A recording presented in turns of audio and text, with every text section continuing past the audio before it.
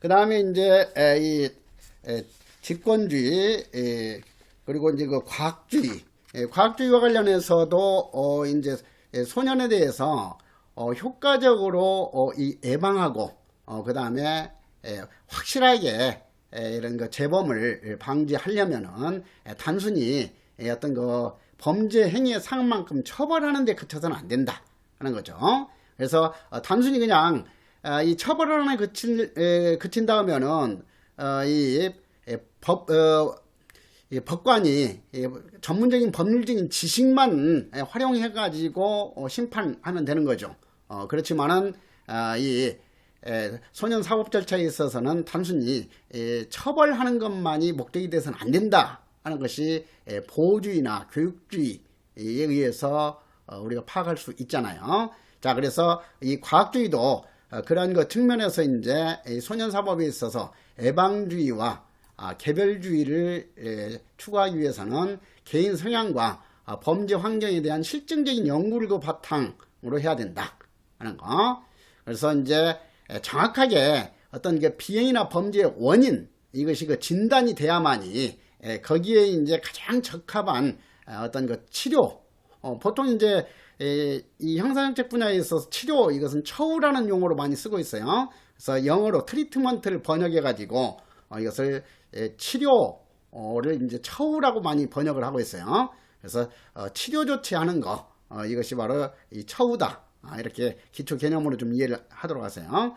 그래서 이제 이 처우를 이 개별적인 특성이 맞게끔 이렇게 하려면은 정확하게 이제 과학적으로 진단을 해야 된다. 그래서 이제 우리가 병 치료하는 데 있어서도 마찬가지잖아요.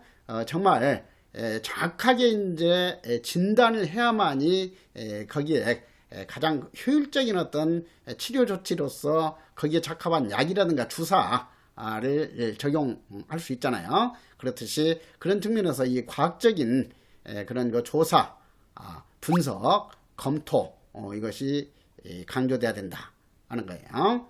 그래서 이제 이 심리는 과학적인 전문 지식을 바탕으로 소년의 범죄성 진단과 분류 심사가 행해져야 된다 하는 거예요. 그래서 이것도 이제 뭐 시험에 있어서는 이 소년에 대한 그 처우는 법률 전문가인 법관에 의한 그 분석과 검토만을 고려하여 결정해야 된다. 이런 식으로 바꿔서 틀린 선지를 만들 수 있고 그렇죠. 그래서 그런 취지를 좀 확실하게 좀 이해를 하도록 하고, 그 다음에 이제 뭐 또 이것과 연관해 가지고 이 소년 사법에 있어서는 개인적인 환경 특성에 대해서 판단을 최소화해야 한다.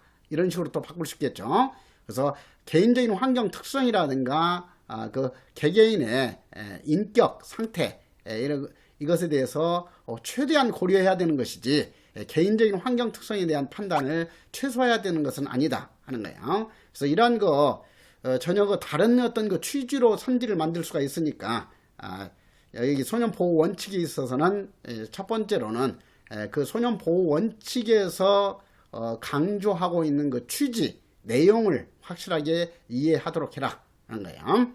자, 그 다음에 이 개별주의 하게 되면 소년 사법 절차에서는 언제나 소년 개개인에 대한 독자적인 사건 단위로 취급을 해야지 어떤 그 여러 명이 함께 비행이나 범죄를 했다고 해서 병합해서 이 사건 처리를 한다든가 해서는 안 된다 하는 거예요. 자, 그래서 개별주의, 이것은 최후의 개별화 원리와 관련해 가지고 중요시되는 보호 원칙이다 하는 거예요. 최후의 그 개별화 원리, 이것도 방금 전에 예를 들었듯이 감기 환자에 대해서는 감기에 대한 그런 그 전문적인 지식을 가진 전문의가 어떤 그 바이러스에 의해서 감기를 지금 앓고 있는가, 이것을 정확하게 그 진단해 가지고 거기 감기에 가장 적합한 그런 약과 주사를 적용을 해야 된다 하는 것처럼, 그 다음에 이제 뭐 배가 아픈 환자에 대해서는 내과에서 이제 정확한 그 진단을 해야 되고, 코가 아프면은 뭐 이비인후과에 가서 이렇게 정확한 진단과 이 치료를 받아야 되는 것이죠. 그렇듯이 어떤 그 비슷한 그 범죄 행위나 일탈을 했다고 해서 사람의 어떤 특성을 고려하지 않고 똑같이 처벌하고 똑같이 획일적인 어떤 보호 처분을 결정한다든가 하게 되면은 효과적인 예방과 이 재범 방지를 할 수가 없다 하는 그 취지에서 오늘날 이제 그 처우의 개별화 원리가 매우 중요시되고 있어요. 그래서 오늘날 형사사법의 그 이념으로 있어서는 획일적인 처벌 원칙이 아니라 처우의 개별화 원리다. 그래서 이 처우의 개별화 원리와 반대되는 그런 그 개념이 응부형주의를 바탕으로 하는 획일적 처벌 원칙이다 하는 거예요. 그래서 오늘날에 있어서는 획일적 처벌 원칙은 형사 절차에서도 그렇게 바람직한 것으로 받아들여지지를 않고 있죠. 그래서 이 처우의 개별화는 아주 중요시되는 그 개념이에요. 그래서 그 점을 좀 이해를 하도록 하세요. 그래서 이 개별 처우에 반하는 그런 그 내용으로서 이렇게 출제가 될 수 있으니까 개별 처우가 실현이 되려면은 수용에 있어서도 성인 수용자나 소년 수용자는 이렇게 분리시켜야 된다 하는 거예요. 그 다음에 이제 심리 절차에 있어서도 뭐 형사 절차하고 이 보호사건 절차를 병합한다든가 이렇게 해서는 안 된다 하는 거죠. 그 다음에 소년법에서도 규정하고 있듯이 이제 이 소년 수형자, 그러니까 이 범죄 행위를 해가지고 형사처분 절차에 있어서 자유형이 확정된 경우라 하더라도 소년법에서는 어떻게 했었어요? 소년에 대해서는 특별히 이렇게 설치된 교도소 또는 일반 교도소에서 분리된 그런 장소에서 집행해야 된다 해가지고 집행의 분리 원칙에 대해서 규정을 하고 있잖아요. 그래서 이것이 바로 개별주의를 실천하기 위한 그런 내용들이다 하는 것을 이해할 필요가 있어요. 그래서 이 개별초와 관련해서도 전혀 다른 취지의 선지로서 어떻게 출제가 될 수 있냐면은 이 소년 사건에서 소년 보호 조치를 취할 때에는 형사 사건과 병합하여 처리해야 된다. 이렇게 해서 틀린 선지가 출제될 가능성이 높아요. 그러니까 소년 사건 절차에서 보호 조치를 취할 때 형사 사건과 병합해서 처리해서는 아니 된다 하는 거죠. 그래서 소년 사법 절차에서는 언제나 소년 개개인을 독자적인 사건 단위로 취급을 해야지 여러 명이 함께 비행을 범했다 하더라도 이렇게 병합해서 취급해서는 안 된다 하는 거. 자, 그 점을 좀 이해하도록 하시고요. 그 다음에 이제 이 협력주의, 이것은 이제 이 통고주의와 취지가 비슷한 그런 보호 원칙이다. 이렇게 좀 염두에 두시도록 하세요. 그래서 아까 통고주의의 경우에는 소년 보호 처분 절차 영역에서 민간 참여를 강조하는 원칙이다 했어요. 그래서 소년 보호 처분 절차상 민간인의 참여를 허용하는 것을 내용을 한다 하는 거고, 여기서 협력주의, 이것은 이제 이 소년 보호 영역에서 민간 참여를 강조하는 원칙이다 하는 거죠. 그래서 소년 보호 영역에서 이제 민간 참여를 강조하는 것이 바로 협력주의고, 그리고 소년 보호 처분 절차 영역에서 민간 참여를 강조하는 것은 통고주의다 하는 점을 좀 이해하도록 하세요. 그 다음에 이제 이 밀행주의, 이것은 비밀스럽게 어떤 심리를 진행해야 된다 하는 원칙이죠. 여기서 밀이라는 것은 비밀을 뜻하는 그런 용어예요. 자, 그래서 이 밀행주의는 일상적인 그런 용어로 바꾼다면 비공개주의 원칙이죠. 그러니까 소년사법 절차는 공개되어야 된다 하면은 명확하게 틀린 내용이 되는 거예요. 그래서 소년 범죄자가 사회 적응하는 과정에서 다른 사람에게 비행 범죄 경력이 노출되어 낙인되지 않도록 하기 위해서는 철저하게 그 심리 대상이 누구인지를 알 수 있게 해서는 안 된다 하는 거죠. 그래서 심리는 비공개로 이루어져야 된다. 자, 그래서 이거 밀행주의 같은 경우는 이제 엉뚱하게 이 공개주의 원칙으로 바꾸는 그런 선지가 만들어질 수가 있으니까 그 점을 주의하도록 하세요. 자, 그래서 소년 보호 원칙, 그리고 여러분들이 이제 뭐 시험 준비할 때 어떻게 보면 처음에 특히 일순환 공부할 때는 아주 막막하고 어떤 것이 이제 뭐 중요한지 어떤 것은 그냥 공부하지 않고 넘어가도 괜찮은지 이런 것들이 파악되지 않고 하죠. 그렇지만 이제 여러분들이 이 기본 강의를 이해 위주로 확실히 이제 공부하고 나면은 그러한 것들은 많이 해소가 되고 그리고 확실히 이해 위주로 한 번 공부하면 암기식으로 이제 뭐 5번 이상 공부한 것보다도 훨씬 더 이 공부 효과는 커질 거다 하는 거예요. 암기한 분량도 그만큼 줄어드는 것이고, 그 다음에 이제 단순 암기식으로 공부하게 되면은 여러분들이 이제 5과목 이렇게 공부하는데 적어도 뭐 2~3달 이상 이렇게 걸리잖아요. 그래서 이제 이 암기식 공부한 사람들은 한결같이 하는 말이 그거예요. 이제 형사형체 공부해놓고 또다시 국어, 영어, 한국사, 이렇게 이제 다른 과목들 한 바퀴 돌리고 다시 시작을 하니까 완전히 새롭게 공부하는 것 같다. 이런 거 하소연을 많이 하잖아요. 그러니까 그렇게 뭐 오해도 이렇게 하는 것보다도 이해를 확실히 하면서 이제 공부하게 되면은 그 한 해독 할 때 처음 공부하는 데 있어서는 좀 더 힘겹고 시간도 많이 소모되는 것 같지만은 전체 수험 준비 과정에서 보면은 훨씬 더 시간도 절약이 되고 그 다음에 공부 효과도 매우 크죠. 그러니까 암기식으로 공부해가지고 이 시험장 들어갔을 때는 약간 이제 뭐 기출 문제와는 다르게 변형을 시켜가지고 함정을 유도한다든가 하게 되면은 이제 뭐 너무 어려운 내용이 돼가지고 득점할 수가 없어요. 그렇지만 이제 제대로 이해 위주로 공부한 사람은 어떤 형태로 이제 그것을 운용을 한다 하더라도 정답은 너무 쉽게 잘 가려지게 되고 그래요. 그래서 항상 여러분들은 뭐 회독수만 무조건 많이 높인다고 그래서 시험 준비 잘하는 것이 아니다. 자, 회독수 높이는 사람이 시험 준비가 잘 됐다면은 장수생이 있을 수가 없잖아요. 뭐 2년, 3년, 5년 이렇게 공부한 우리 그 수험생들의 경우에는 회독수가 얼마겠어요. 항상 그런 것을 좀 생각하도록 하세요. 그래서 특히 시험 준비할 때는 내가 이 출제 경향에 맞춰 가지고 정확한 방향으로 공부하고 있는지, 그 다음에 이 공부하는 어떤 요령과 기술이 적절한지 이런 것들을 좀 잘 파악하면서 그 다음에 적절하게 또 전략을 세워서 전체적으로 시간 배분도 잘 하고 있고 또 시험장 들어갔을 때도 과목별로 문제 푸는 순서 이런 것들도 가장 유리하게 하고 있는지 이런 것들도 잘 파악하면서 이렇게 준비를 해나갈 필요가 있고 하는 거예요. 자, 그 다음에 이제 2절 소년 사법 절차. 자, 소년 사법 절차에서 가장 중요한 것은 뭐였어요, 여러분들? 다시 한번 기초적인 거.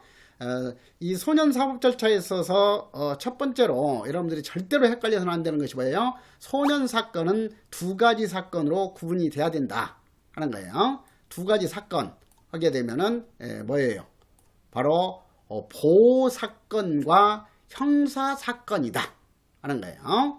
그 다음에 이제 이 소년 관련 법에서 법원 하게 되면 그것이 소년부 법원인지 형사 법원인지를 정확하게 구분해야 된다 하는 거예요. 그래서 지금 제2절 소년 사법 절차와 관련해서는 1차적으로는 이제 형사사건 절차에 대해서 다루는 것이 아니라 보호사건 절차에 대해서 다루게 된다. 그리고 우리 그 소년법에 있어서도 대부분의 그 조문들은 다 보호사건 절차를 규정한 내용이고 형사사건 절차를 규정한 내용은 조문이 약 10개 정도밖에 되질 않아요. 그러니까 항상 소년 사건에 대해서는 반드시 그 사건이 형사사건으로 규정된 내용인지 아니면 보호사건으로 규정된 내용인지를 명확하게 구분하면서 접근을 해야 된다 하는 거예요. 자, 여기서 이제 여기서 다루고 있는 내용이 보호사건 절차이지 형사사건 절차가 아니라는 것을 좀 이해할 수 있는 것이 뭔가 하는 것을 한번 생각해 보도록 하세요. 자, 만약에 형사사건 절차라고 한다면은 여기에 있어서 범죄 소년만을 내용으로 다루고 있을 뿐이지 촉법소년이나 우범소년의 경우에는 형사사건 절차에서는 전혀 대상이 될 수 없는 그런 그 사람들이에요. 자, 그래서 이 소년 사법 절차에 있어서 범죄 소년과 촉법 소년, 우범 소년을 개념적으로 가리는 것이 또 가장 중요한 기초가 되겠죠. 자, 그래서 이 소년 사법의 대상이 되는 비행 소년에는 범죄 소년, 촉법 소년, 우범 소년 세 종류가 있다 하는 거. 그래서 이것도 이제 그냥 단순히 말 바꾸기식 함정으로 유도한다면은 소년 사법의 대상이 되는 비행 소년에는 범죄 소년, 모범 소년, 우범 소년이 있다라든가 이런 식으로 해서 함정을 유도할 거예요. 그래서 범죄 소년, 촉법 소년, 우범 소년 세 종류는 확실하게 기억을 하도록 하고, 그 다음에 여기에서 이제 비행이라는 개념하고 범죄라는 개념을 한번 비교해 보도록 하세요. 자, 비행 소년은 이렇게 범죄 소년과 촉법 소년, 우범 소년까지 포함시키는 개념이죠. 자, 그런데 범죄 소년에서 범죄는 그러니까 어때요? 비행보다는 좁은 개념이다. 비행이 더 넓은 개념이다 하는 것을 알 수 있어요. 그러니까 이 비행은 상식적으로 생각할 때 지금 19세 미만인 그런 소년이 담배를 피운다든가 술을 마신다든가 이런 경우 같은 경우는 어때요? 담배 피우고 술 마시는 행위가 형사법상 형사처벌을 하는 범죄로 규정된 조항은 전혀 없잖아요. 그렇잖아요? 그러니까 그러한 행위는 일탈 또는 비행이라는 개념으로 설명이 되는 것이지 그것이 범죄가 아니에요. 그리고 이제 또 미성년자의 경우에도 이제 친구에게 전치 5주의 폭행, 상해를 가했다. 하게 되면 그것은 비행이기도 하면서 형사법상 이 상해 범죄 행위를 한 것이죠. 자, 그렇기 때문에 이 비행과 범죄 이것은 구분해야 할 개념이다. 비행은 단순히 어떤 그 일탈적인 그런 행동뿐만 아니라 형사법상 범죄 행위를 한 것까지 포함되는 개념이다 하는 거예요. 그래서 우리 그 소년법에 있어서는 범죄 소년만을 관할 대상으로 하는 것이 아니라 비행 소년을 관할 대상으로 한다. 비행 소년은 크게 세 종류로 규정하고 있다. 범죄 소년, 촉법 소년, 우범 소년.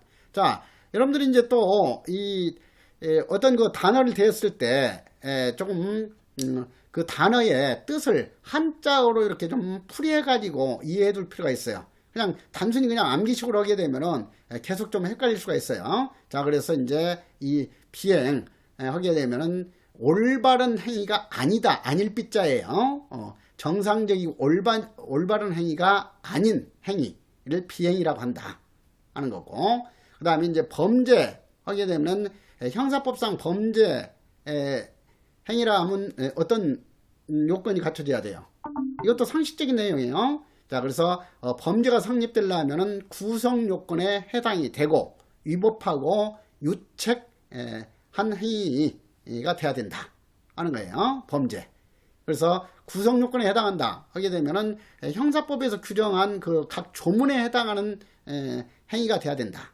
예를 들면 뭐 형법 제250조에서 사람을 죽인 사람을 죽인 자는 사형 또는 무기 또는 5년 이상의 유기징역에 처한다. 이렇게 돼 있다면은 바로 이 범죄가 되려면은 사람을 죽이는 행위가 있어야 되는 거죠.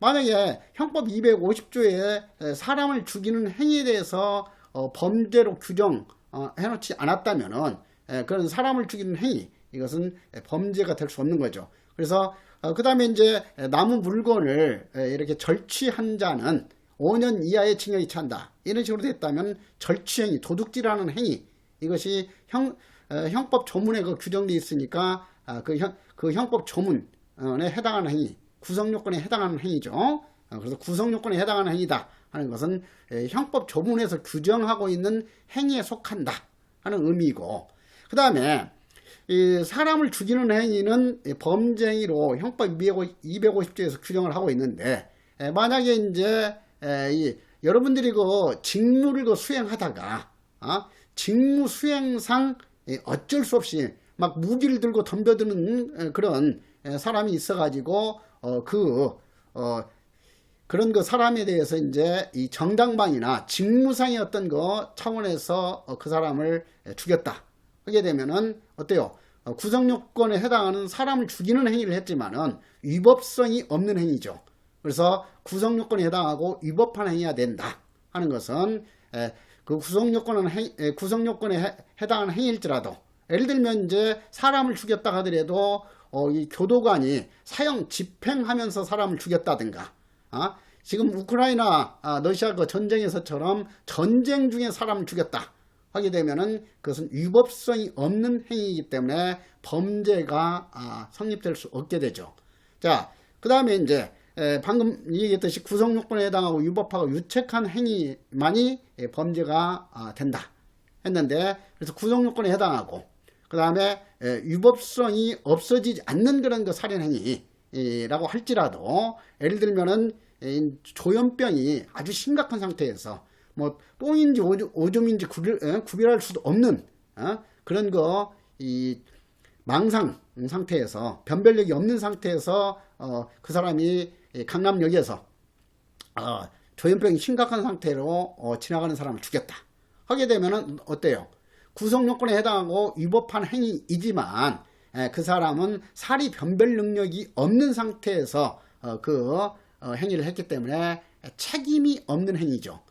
이것이 바로 이제 유책성과 관련되는 거예요. 유책이라는 것은 있을 유자, 책임 책자예요. 그래서 책임이 있는 행위만이 범죄가 되는 거죠. 그런데 조현병 상태에서 이렇게 사람을 죽였다든가, 아니면은 또 형법상 이제 이 범죄가 성립될 수 있도록 규정하고 있는 그 연령이 14세 이상이죠.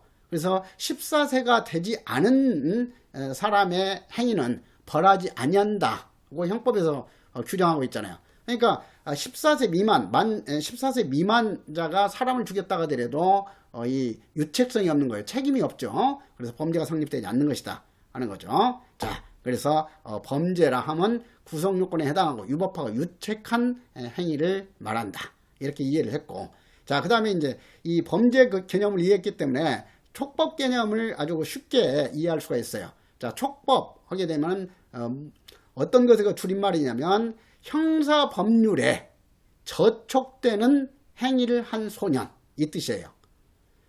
형사법률, 여기서 법이라는 것은 뭐 민법, 뭐 행정법 이런 것에 해당하지 않잖아요. 당연히 지금 형사사건과 관련된 지금 형사정책 규정이기 때문에 여기서 법이라는 것은 당연히 형사법이다. 형법과 그 밖에 특별형법에 해당하는 것이다. 이렇게 이해를 해두도록 하세요. 그래서 형사법률에 저촉되는 행위를 했지만은 이 범죄는 성립되지 않기 때문에 형사처분을 할 수 없고 보호처분만 할 수 있는 소년이 촉법소년이다 하는 거죠. 자, 그러니까 방금 예를 들었듯이 범죄가 성립되려면 연령은 14세 이상이 돼야만이 범죄 행위가 성립될 수 있다 하는 거예요. 그래서 촉법소년이라는 것은 그 뜻이죠. 형사법률에 저촉되는 행위를 하긴 했는데 이 연령이 어리기 때문에 형사 책임 능력이 없는 연령이기 때문에 형사처벌을 할 수 없는 소년이다, 이 뜻이죠. 그러니까 이제 소년법에서 규율 대상으로 삼고 있는 최하 연령이 10세부터예요. 그래서 이 촉법소년은 만 10세, 11세, 12세, 13세 소년으로서 형사법률에 저촉되는 행위를 한 소년, 이 뜻이에요. 그러니까 촉법소년에서 핵심이 되는 것은 뭐예요? 촉법소년에 대해서는 보호처분할 수 있지만은 형사처분은 절대로 적용할 수 없다 하는 것이 중요한 거죠. 자, 그래서 이 범죄소년과 촉법소년의 공통점은 형사법률에 위반되는 행위를 했다 하는 점에서는 공통점이에요.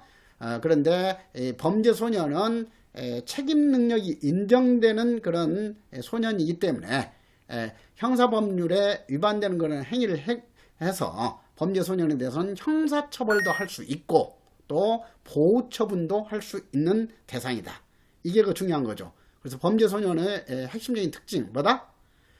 형사처벌도 할 수 있고 보호처벌도 할 수 있는 소년이다 하는 거예요. 그래서 이 범죄 소년은 이 형사법원에서 이 형사법원의 검사가 기소를 해가지고 형사법원에서 이제 심리에서 자유형이 이 판결되면 그래서 3심까지 거쳐가지고 확정이 되면은 소년교도소에서도 집행할 수 있고, 또 이 범죄 행위를 했지만은 이제 특별히 형사처분 대상으로 분류하지 않고 보호처분 대상자로 분류해가지고 소년원에서 소년원 송치처분이 결정됐다 하게 되면은 교도소에서 형집행을 받는 대신에 소년원 학교에서 특수한 교육을 받게 된다 하는 거예요. 그래서 범죄소년 항상 범죄소년과 관련해서는 중요한 것이 뭐다? 보호처분도 할 수 있고 형사처분도 할 수 있는 대상이다. 이게 중요한 거예요.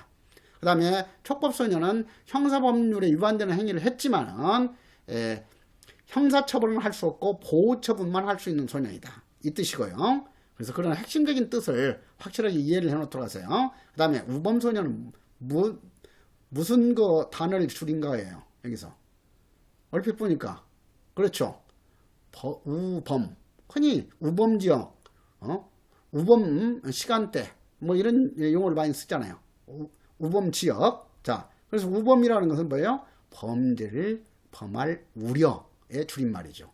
범죄를 범할 우려만 있는 소년이지 아직 형사법에 저촉되는 행위를 하지는 않은 소년. 다시 말해서 범죄 행위를 하지 않았지만은 그 소년의 어떤 이 버릇이나 이 행동 이런 것을 보니까 이렇게 술 마시기 좋아하면서 떼거리로 비행 친구들하고 어울려 다닌다든가 가출했다든가 하게 되면은 이 가출 술 마시면서 이제 비행 친구들과 어울려 다니는 거 이런 것은 범죄 행위는 아니지만 그러한 그 행동으로 볼 때 장차 범죄를 할 우려가 매우 높은 소년이다.